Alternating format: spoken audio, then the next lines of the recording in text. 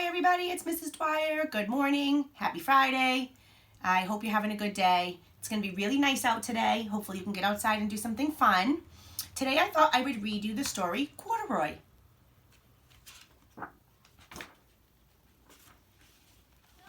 Corduroy is a bear who once lived in the toy department of a big store.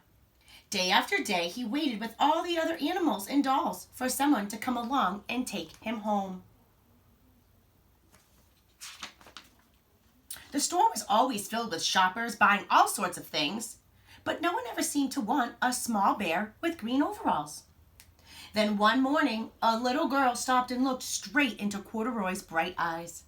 "Oh, Mommy," she said, "look, there's the very bear I've always wanted." "Not today, dear," her mother sighed. "I've spent too much money already. Besides, he doesn't look new. He's lost a button on one of his shoulder straps." Corduroy watched them sadly as they walked away. "I didn't know I had lost a button," he said to himself. "Tonight I will see if I can go find it."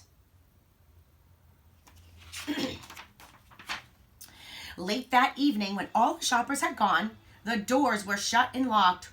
Corduroy climbed carefully down from the shelf, and he began searching everywhere on the floor for his lost button.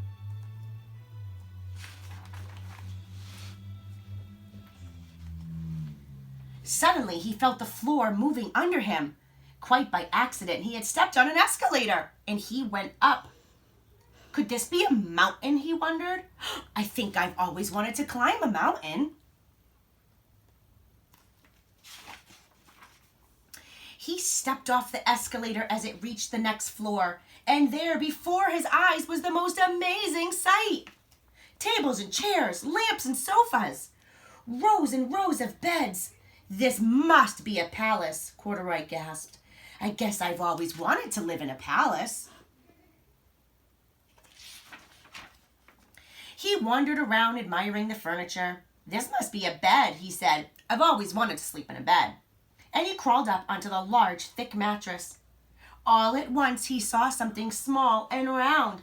"Why, there's my button," he cried, and he tried to pick it up. But like all the other buttons on the mattress, it was tied down. He yanked and he pulled with both paws until pop! Off came the button. And off the mattress, Corduroy toppled. Bang! Into a tall floor lamp, and over it fell. Crash! Corduroy didn't know it, but there must be someone else awake in the store. The night watchman was going on his rounds on the floor above when he heard a crash as he was coming down the escalator. "Now who in the world did that?" he exclaimed. "Somebody must be hiding around here." He flashed his light under the bed, under the sofas, until he came across the biggest bed of all. And there he saw two fuzzy brown ears sticking up from under the covers. "Hello," he said.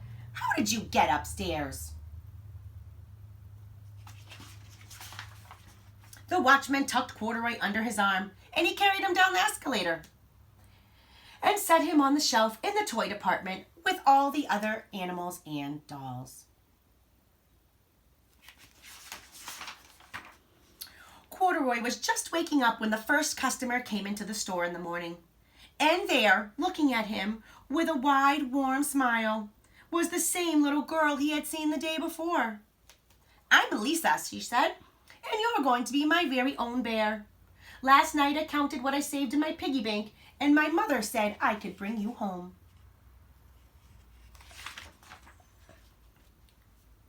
"Shall I put him in a box for you?" the saleslady asked. "Oh, no, thank you," Lisa answered, and she carried Corduroy home in her arms.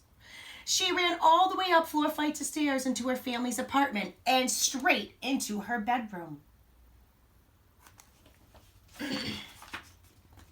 Corduroy blinked. There was a chair and a chest of drawers. Alongside a girl-sized bed stood a little bed, just the right size for him. And the room was small, nothing like that enormous palace in the department store. "This must be home," he said. "I've always wanted a home."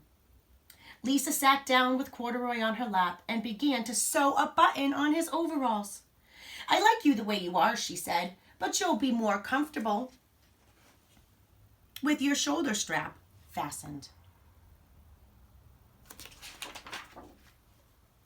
"You must be a friend," said Corduroy. "I've always wanted a friend." "Me too," said Lisa, and gave him a big hug.